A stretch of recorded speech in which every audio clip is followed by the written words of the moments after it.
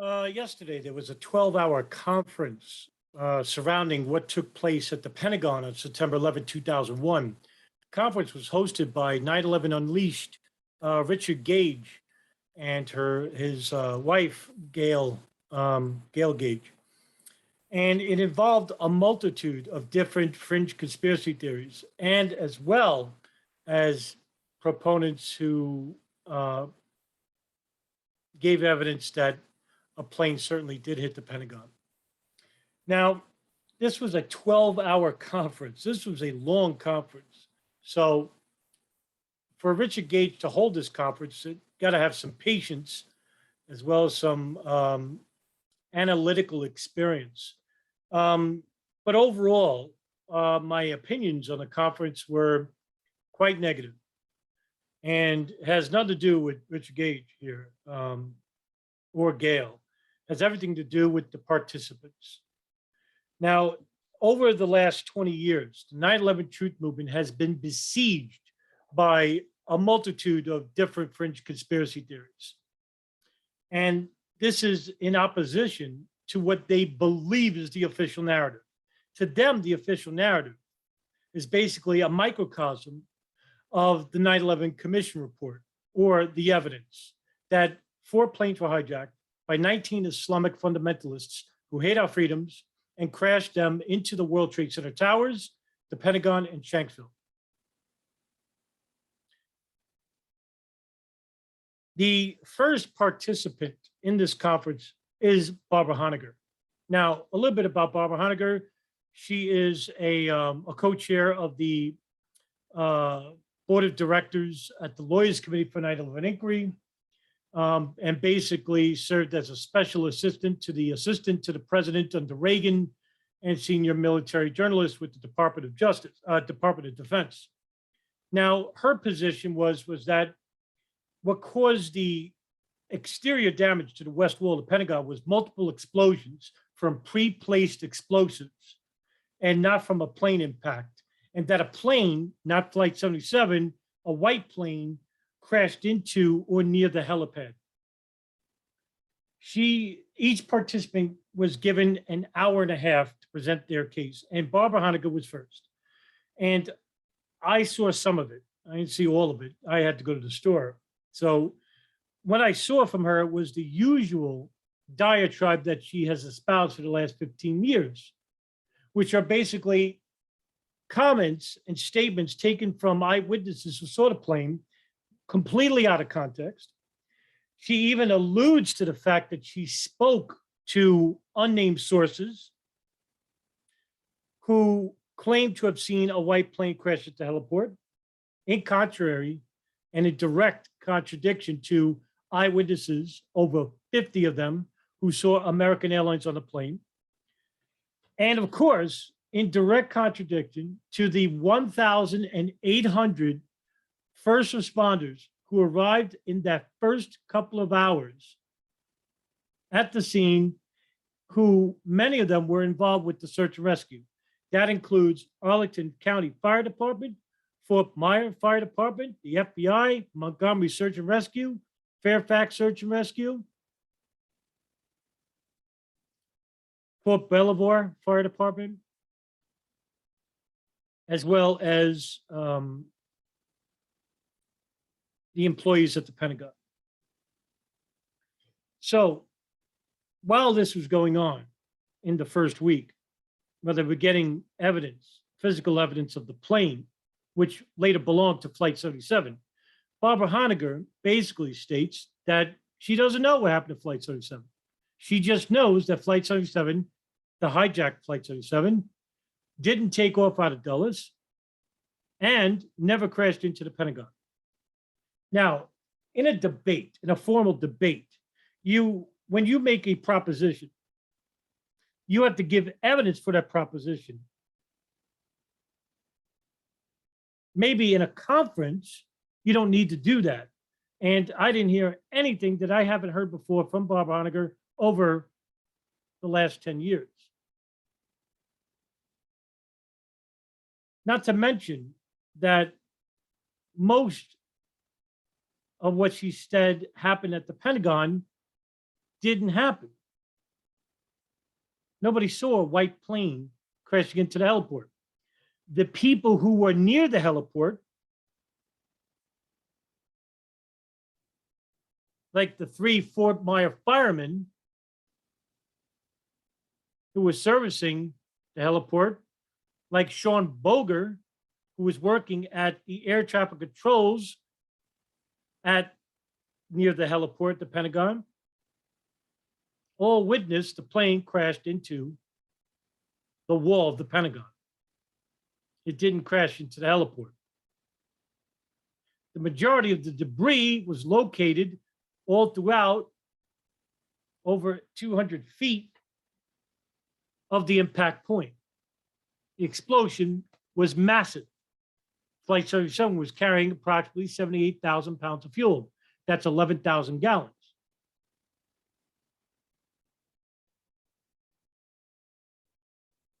So why is this given any attention? Why was she invited to this conference? If she's going to espouse conspiracies, fringe conspiracies, that have no evidence behind them.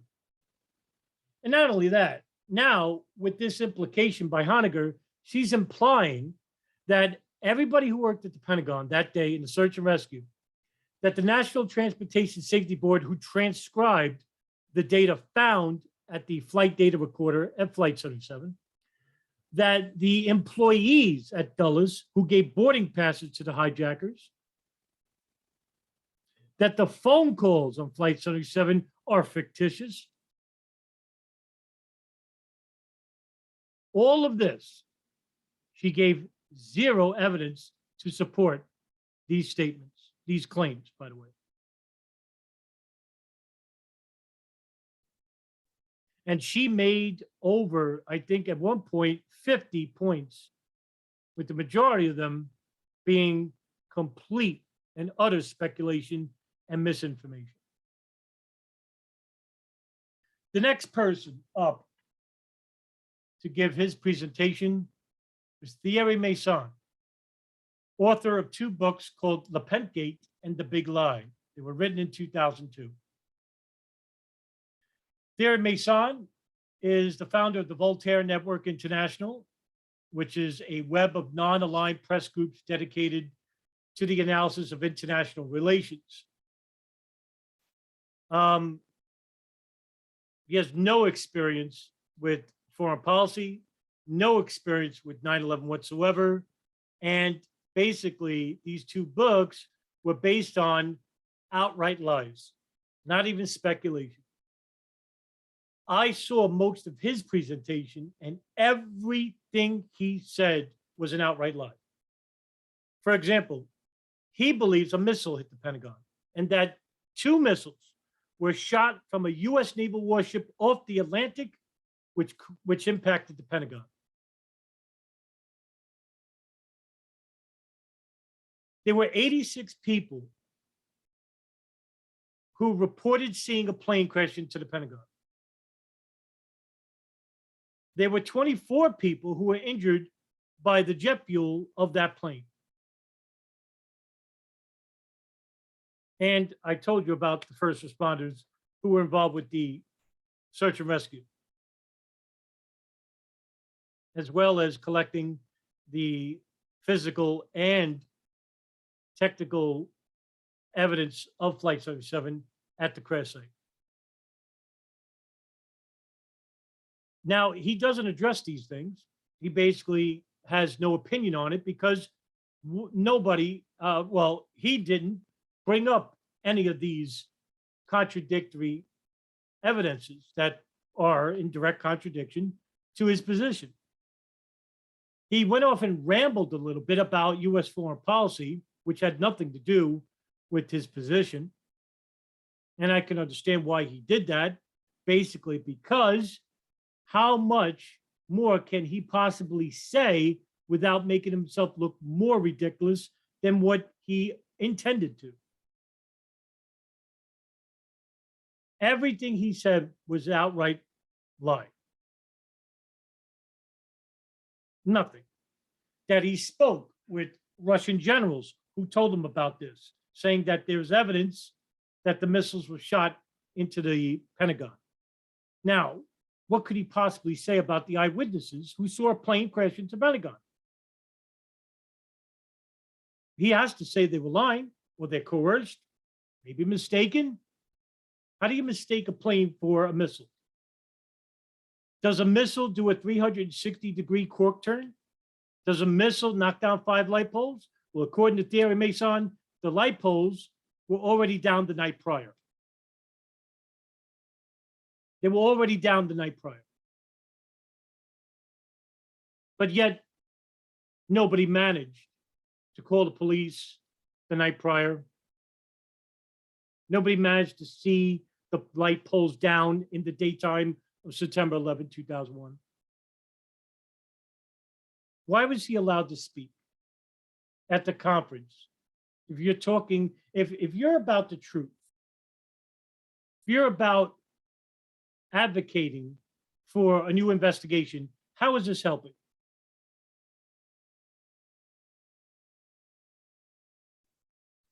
Next up for their presentation are two complete nobodies when it comes to 9/11, Craig McKee and Adam Ruff.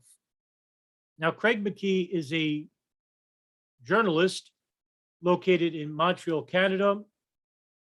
And his big achievement is creating a blog called Truth and Shadows, where basically all he does is write articles complaining how irrelevant and wrong David Chandler and Wayne Coste are. The majority of his stories are surrounding how anything else is possible, but other than a plane crashing into the Pentagon, and insulting two people who are instrumental in creating or helping to create the truth movement. Adam Ruff, no idea. He's not the co-founder of We Are Change LA, like Gage said. And I don't know if, Gage probably doesn't know. He's just going by what Adam Ruff told him.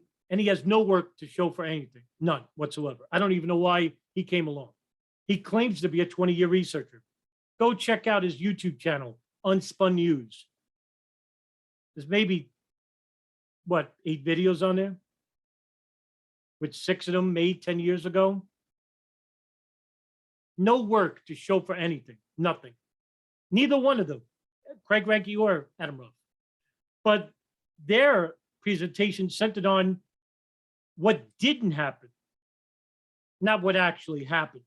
Because according to Craig McKee, he doesn't need to tell you his position because the evidence, which is purported by the evidence, and as well what he thinks is the government, they need to prove that a plane hit the Pentagon. Now, when it comes, I've dealt with Craig McKee over the years, and we've had negative, it was a negative experience, okay? And his position is very vague. He never tells you straight up, but he believes a plane flew over the Pentagon. He aligns himself with Citizens Investigation Team, and so does Adam Ruff. And they believe that a plane flew over the Pentagon and a bomb went off at the wall of the Pentagon. And that's what caused the damage. In direct contradiction to what everyone saw at the Pentagon, that a plane crashed into it. And according to Adam Ruff, those eyewitnesses, well, they're no good. The only good eyewitnesses are the 10 people that Citizens Investigation Team interviewed. And by the way, just to put some irony on this, those 10 people that the CIT team investigated contradict what Craig Ranke and Aldo McKee, that's CIT, opine. That they all saw a plane crash into the Pentagon.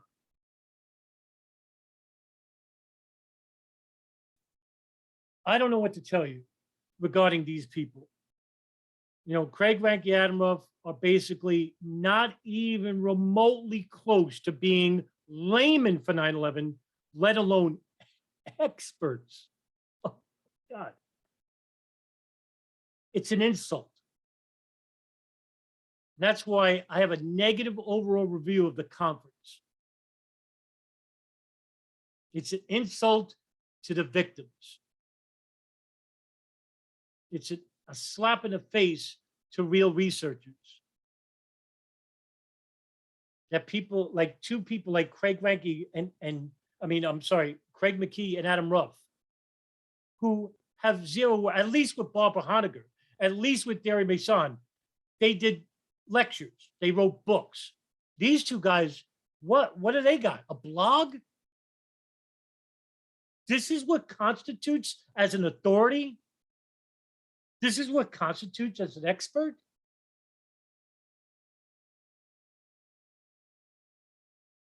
Finally, David Chandler and Wayne Coste. Now, David Chandler is known for his research surrounding the collapses of the World Trade Center. And he got Shyam Sundar of NIST to admit that World Trade Center 7 underwent a period of freefall. And he has a master's degree in physics, and he has taught math for 35 years. I've had great dialogue with him. Technically literate. I mean, reading his material, watching his videos about the World Trade Center 7, World Trade Center 1, 2, and 7. And I'm terrible with physics, and trying to follow his work is intimidating, to say the least. I think he's a brilliant mind. Wayne Coste, same thing. Licensed professional engineer, Bachelor of Science. Guys, these two guys were unbelievable. And what really blew me away about these two guys was that these two guys are real researchers. They're the ones who should be the face of the truth movement currently. Unfortunately, they're not, because the truth movement has vilified these two people because they know a plane crashed into the Pentagon. They're the only ones in this conference who actually gave physical evidence and technical evidence showing a plane hitting the Pentagon. They're the only ones who did this. And they did this in a very respectful and professional manner. Even when Craig McKee, the antagonist, tried to get under their nerves a little bit. And it backfired completely.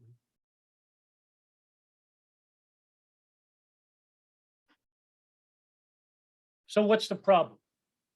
The problem stems not from Chandler or Coste. The problem stems from the other people I just told you about. Barbara Honegger, Derry Mason, Adam Ruff, and Craig McKee. And I can name 50 others who propose different types of fringe scenarios and theories, and sometimes even made up falsehoods in opposition to what the evidence shows. And there is an overwhelming amount of evidence at the Pentagon, not a little, that a plane crashed into the Pentagon. But for these people, no, it's part of the official narrative. Because like I said, to them, the official narrative is 4 planes were hijacked by 19 fundamentalists, which is basically a microcosm of what took place that day and in the years prior. But here's your problem, fringe conspiracy theorists of the followers of the people like Barbara Honegger and Craig McKee and Derry Mason, is this. If you don't have hijackers, you don't have any hijacked planes that crashed anywhere, you basically have absolved the following: the CIA, who were monitoring the hijackers years prior before ever coming into the country, the NSA, who were listening into the satellite phone calls of Osama bin Laden, some Al-Qaeda subjects, and Al-Qaeda communications hub located in Yemen, which was basically a switchboard for Al-Qaeda. The Israeli Mossad, who were following hijackers on the East Coast using moving front companies and an art student ring. The Saudi GID, the General Intelligence Directorate, the intelligence arm, who were funding and assisting two hijackers that were living inside the United States in California and in Arizona. Because if there's no hijackers, all these agencies, all the people within the operation, the operational level, even the analytical level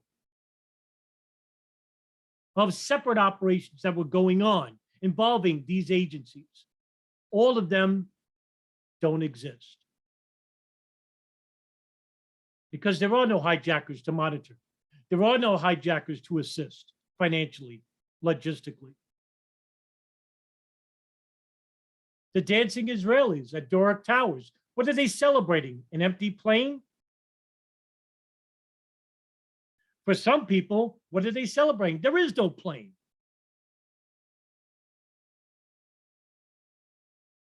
What's their connection to 9/11 if there's no hijackers?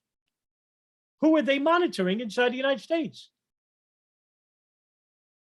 Bandar bin Sultan, the former US Saudi ambassador, known as Bandar Bush, using his bank account so that his wife, Haifa bin Faisal, can get money and give it to a woman named Mawida Dijak, who's the wife of Osama Basnan, an Islamic militant who gave it to Khalid al-Mihdhar and Nawaf al-Hazmi, who were involved with the hijacking of Flight 77. Well, that doesn't exist, because if there's no hijackers, who are they giving the money to?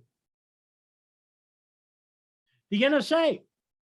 The NSA were listening to a satellite phone belonging to Osama bin Laden as early as 1992 until he ditched the phone in 1998, 6 years. From that phone, they found out about a phone number in Yemen. This Yemen house was an Al-Qaeda communication switchboard for all around the world. Who was living in this house? One of the hijackers for 9/11, Khalid al-Mihdhar. They monitored this house, and they monitored every single phone call made from this house from 1996 to 2001. But if there's no hijackers, that means Al-Qaeda is not involved. Well, then this operation doesn't exist.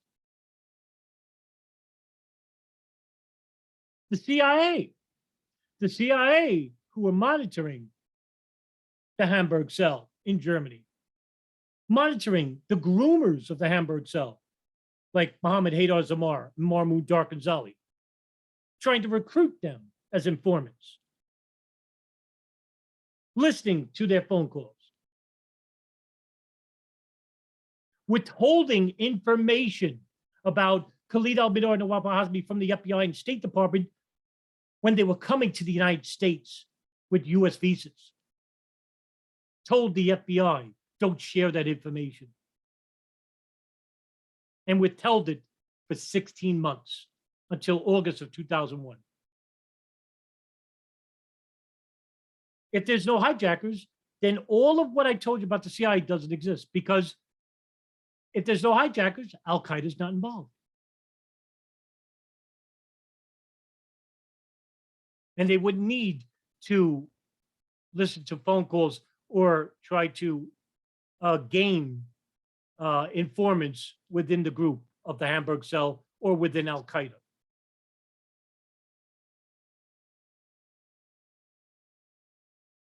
This is the mistake the truth movement is making currently and even in the past, that you allow people to speak on behalf of millions of people and propose these fringe conspiracy theories, which have no evidence whatsoever to back up their claims, and allow them to be used on a channel or a forum where at the same time you're claiming you're about finding out the truth. How can that be possible when these people are espousing falsehoods?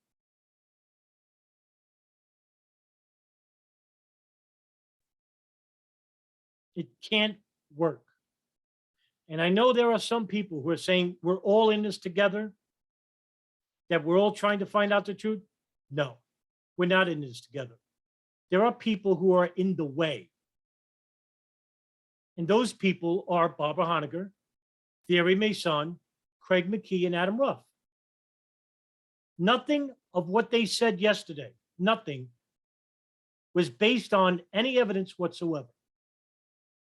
Some of those people basically lied.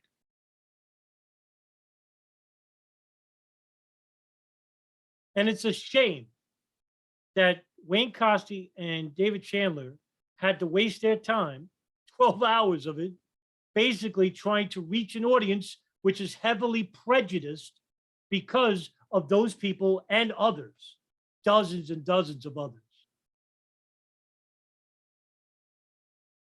So my message, Richard Gage, is basically for you.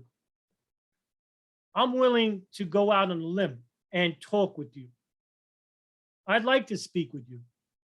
If you're interested in the truth, I mean, serious, you're going to have to make a very hard decision.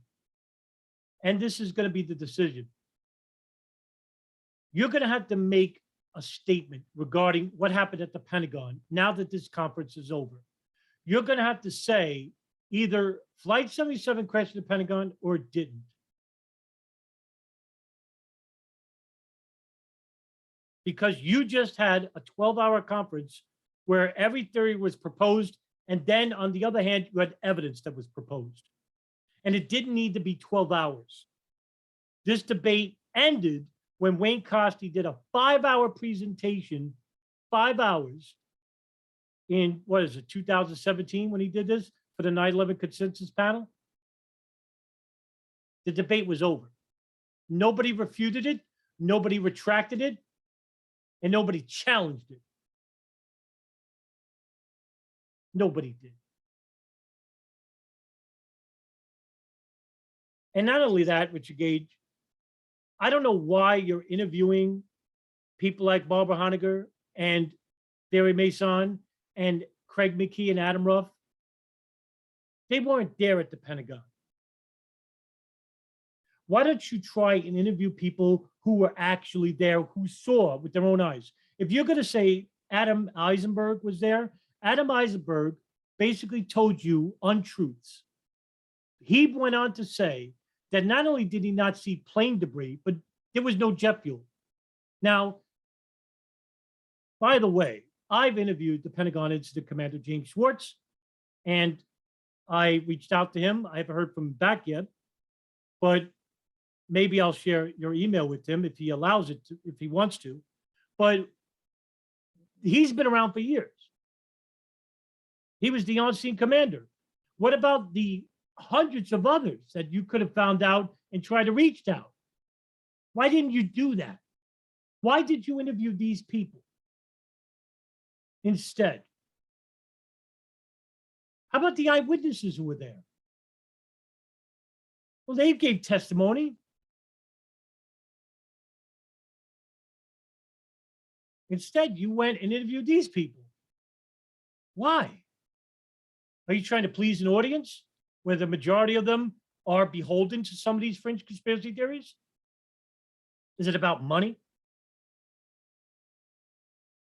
So if you're interested in the truth, Richard Gage, I'm willing to talk with you. I want to know where you're at now that you're outside of architects and engineers. Because if you're going to go down this road of advocating and promoting people who espouse falsehoods, well, then you can't call yourself a truther. You can't basically say, I'm asking questions. What you're looking for is a worldview. You're going to have to make a decision. And what decision is that? You just had the biggest conference probably in 9/11 truth movement history, which is shocking when you think about it. So what is your decision? Is it to go with the evidence that Chandler and Coste provided, or with the multitude of fringe conspiracies that 4 people proposed?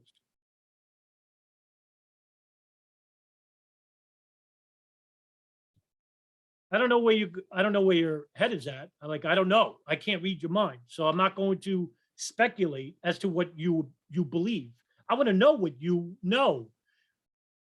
One thing about me, Richard Gage, I'm not an antagonist. I know that you've heard the rumors about me and stuff like that. I'm an antagonist to people like McKee. I'm an antagonist to people like Bob Honecker. I'm an antagonist to people like Derry Mason. Why? Because I'm interested in what can be proven. I look at 9/11 like an independent investigator would. He goes to a crime scene. He looks over the scene, tries to collect as much evidence as he could, and then interviews the eyewitnesses who were there at the crime scene. Fringe conspiracy theorists do this. They go to a crime scene, and basically the investigator says, "Oh, I know what didn't happen here," before ascertaining any of the evidence whatsoever. And then instead of interviewing eyewitnesses who were there, they interview people who weren't there. Does that make sense?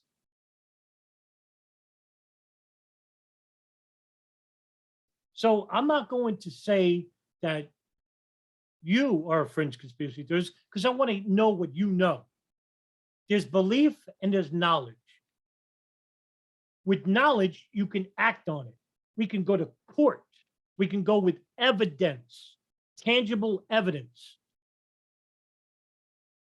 With speculation, you can't. And that's the reason why Craig McKee and Derry Mason and Barbara Honecker are not in a court.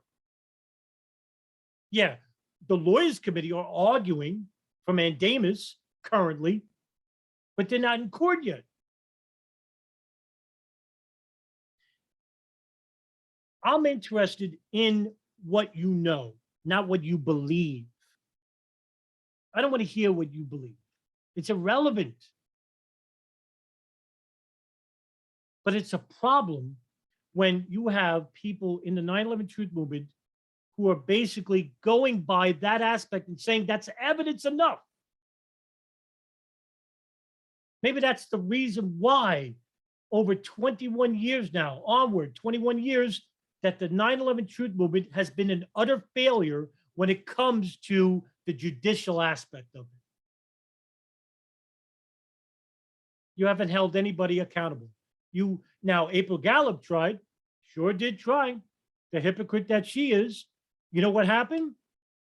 Claims that she didn't see a plane debris outside the Pentagon.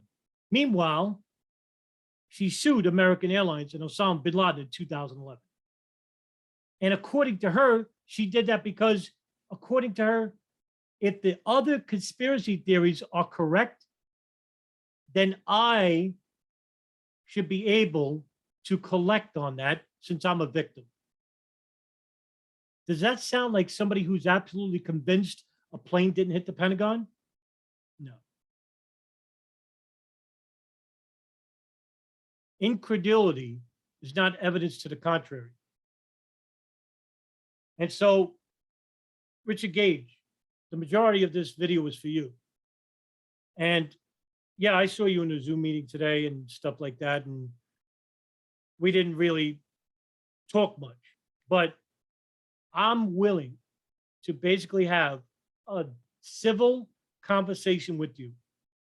And if Gail wants to come along, fine with me. I'm willing to have this open dialogue with you. But I want to know what you know. And I want to know what your motivations are before I hitch my ride with you, so to speak. So I'm going to hold reservations for that. And, thank you for the conference, even though it shouldn't have taken 12 hours. But I understand why it took as long as it did. You wanted to give enough ample time for the presenters. But in my opinion,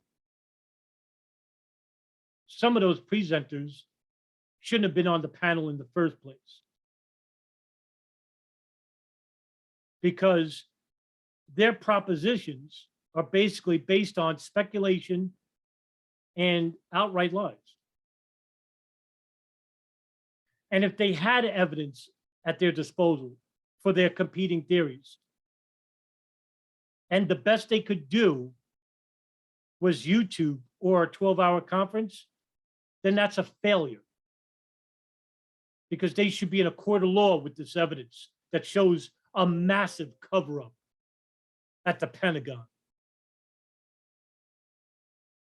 Maybe that's the reason why there's no additional video of the Pentagon, is that because without video, or there's that one video, the security camera, with the one video, and with the lack of plane debris, this led to a division of sorts, and confusion, and misinformation, and disinformation, which served at the benefit of the federal government. Because if you don't believe in hijackers, then there's no reason to investigate the intelligence agencies who were behind assisting and monitoring these hijackers without informing the State Department and the FBI. Because as long as you're looking at nothing, which is what you propose, some of you, not talking to you, Richard Gage, there's no hijackers. That means you're not looking into the actual crimes that took place under the CIA. And I'm not even mentioning the Israelis, the NSA, and others who are involved with the hijackers and other planes. So the irony of these people's position is that they think that they have overwhelming evidence of a cover-up. Meanwhile, the cover-up is coming at the behest of their positions, which are benefiting the federal government. See you in the next video, guys. Take care.